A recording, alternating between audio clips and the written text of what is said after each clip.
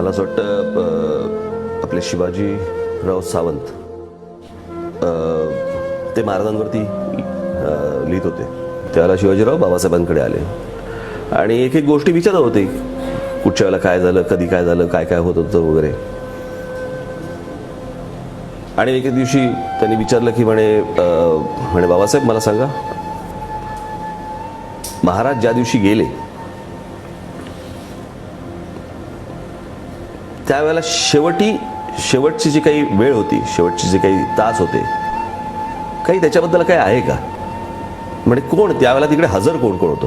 त्याला बाबासाहेब बोलले की आता हजरपैकी होते, काही जण होते, पण त्याच्यापैकी एक नाव प्रामुख्याने घेता येईल म्हणजे हिरोजी फर्जंद होते. बरं म्हणे, नंतर काय झालं म्हणे? नंतर म्हणे महाराजांनी त्यांना सांगितलं की आता मला परमेश्वराची तपश्चर्या करायची, आपण सर्वजण निघा. म्हणे गेले का?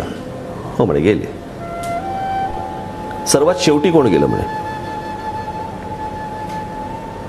असं काही कुठे इतिहासात लिहिलेलं नाही कुठे सर्वात शेवटी कोण गेले. असं बोलले की कदाचित सर्वात तिथे सिनियर असलेले, मोठे असलेल्या व्यक्तीपैकी म्हणून हिरोजी फर्जंद कदाचित शेवटचे गेले असेल.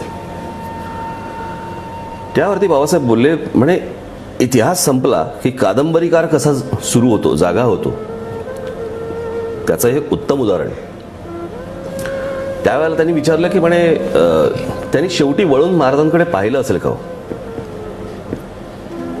महाराज बाबासाहेब बोलले मला माहित नाही, ते काही इतिहासाला काही माहित नाही. हिरोजी फर्जंद म्हणजे तोच ना, आग्र्याहून ज्यावेळेला महाराज निघाले त्यावेळेला महाराजांच्या जागी जो झोपला होता बिछाण्यावरती, तोच ना? हा.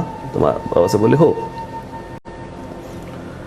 आता इथे कादंबरीकार जागा होतो त्यावेळेला शिवाजीराव बोलले म्हणे की नक्की पाहिलं असेल म्हणे, त्यांनी